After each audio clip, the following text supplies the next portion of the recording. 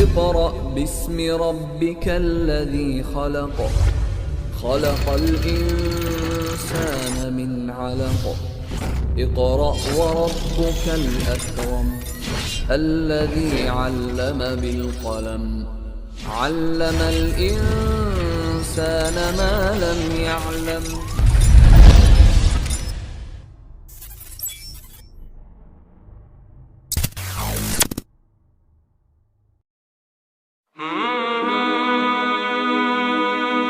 Bismillahirrahmanirrahim.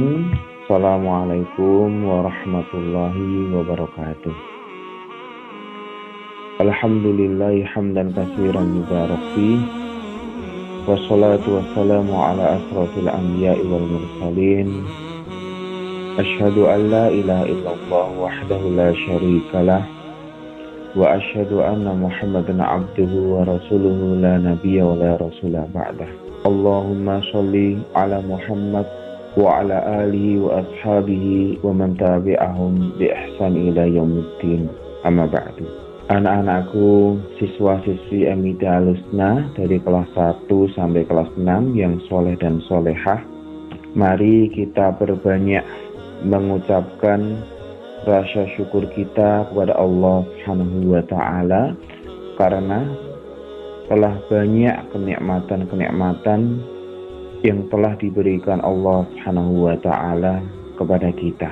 Baik rasa syukur kita awali dari hati kita dengan husnudzon, berprasangka baik kepada Allah Subhanahu wa ta'ala, baik melalui lisan kita dengan senantiasa mengucapkan kalimat-kalimat thayyibah, baik dengan anggota badan kita menggunakan apa yang telah diberikan Allah Subhanahu wa ta'ala kepada kita untuk berbuat kebaikan sesuai dengan perintah Allah Subhanahu wa ta'ala maupun Rasulullah sallallahu alaihi wasallam. Insyaallah ketika kita mau mensyukuri atas nikmat-nikmat yang telah diberikan Allah Subhanahu wa ta'ala kepada kita, maka sesungguhnya rasa syukur itu akan memberi manfaat kepada kita, baik kehidupan dunia kita maupun kehidupan akhirat kita.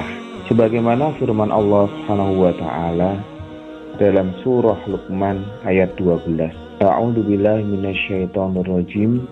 Wa may yashkur fa innama yashkuru li nafsihi wa man kafara fa innallaha ghaniyyun hamid.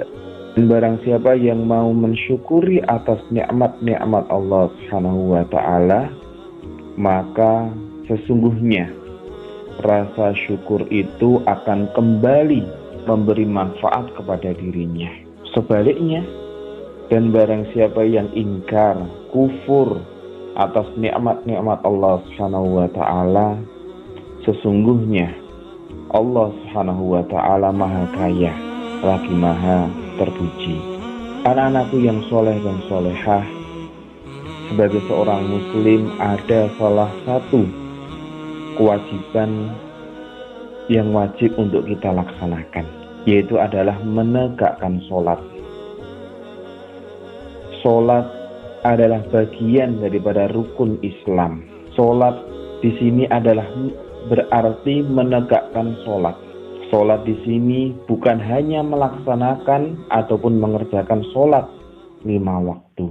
Anak-anakku yang soleh dan solehah, menegakkan sholat di sini adalah bisa bermakna secara lahiriah maupun batiniah.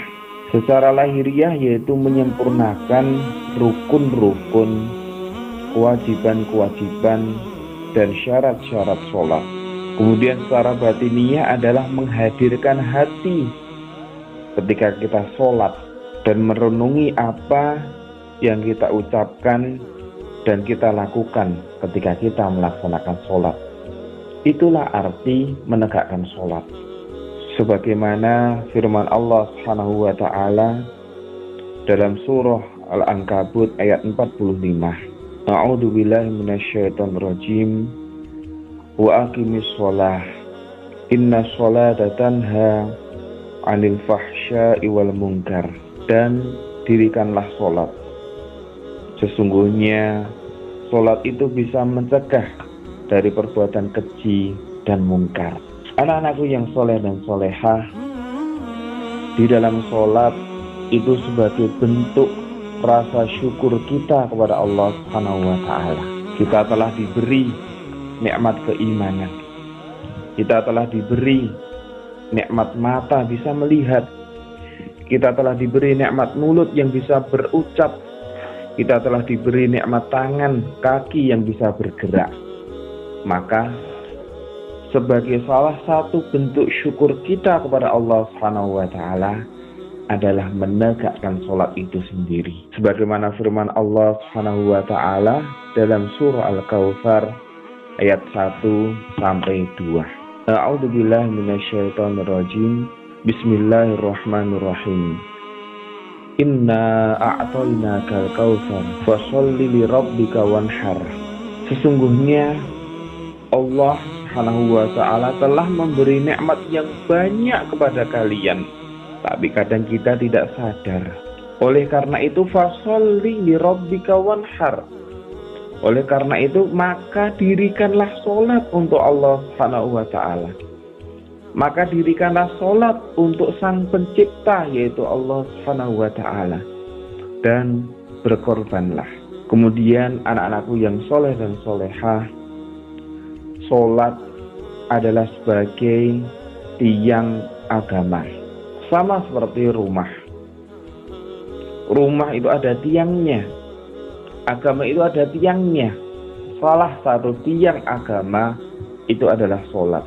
Sebagaimana diungkapkan dalam sebuah hadis yang diriwayatkan oleh Al-Baihaqi, as-sholatu imaduddin. Sholat itu adalah tiang agama. Faman aqamaha faqad aqamaddin. Barang siapa yang menegakkannya, maka sungguh dia telah menegakkan agama. Waman hadamaha faqad hadamaddin. Dan barang siapa yang merobohkan sholat, maksudnya tidak menegakkan sholat, maka sungguh dia telah merobohkan agama. Wal-iyadu billah. Oleh karena itu, mari kita jaga sholat kita dengan sungguh-sungguh, karena sholat adalah sebagai salah satu daripada tiang agama itu sendiri. Kemudian anak-anakku yang soleh dan solehah, ketika kita melaksanakan sholat, kita harus melaksanakannya sesuai dengan waktunya masing-masing.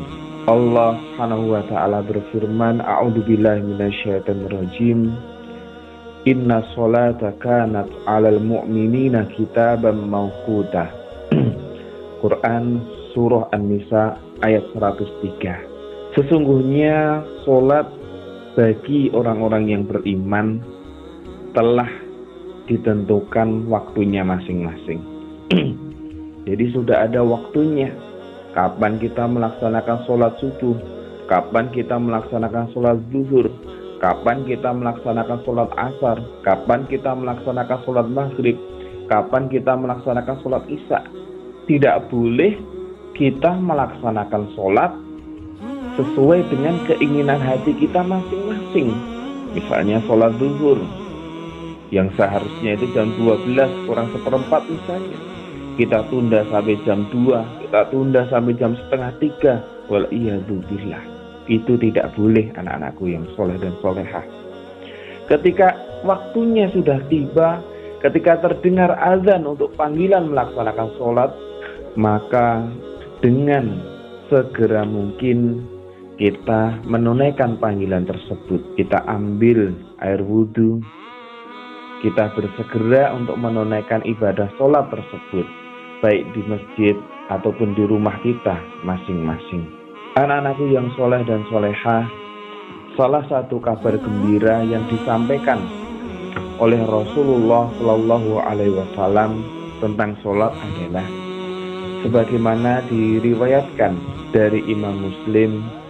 Rasulullah Shallallahu Alaihi Wasallam bersabda, "Masalus sholawatil khamsi kamasalin nahrin jarin ghamrin ala babi ahadikum yaktasilu minhu kulla yaumin khamsa marrat." Rasulullah Shallallahu Alaihi Wasallam bersabda yang artinya, perumpamaan sholat 5 waktu adalah bagaikan sungai yang mengalir deras di depan pintu salah seorang di antara kalian, yang dari sungai itu dia mandi setiap hari 5 kali. Masya Allah.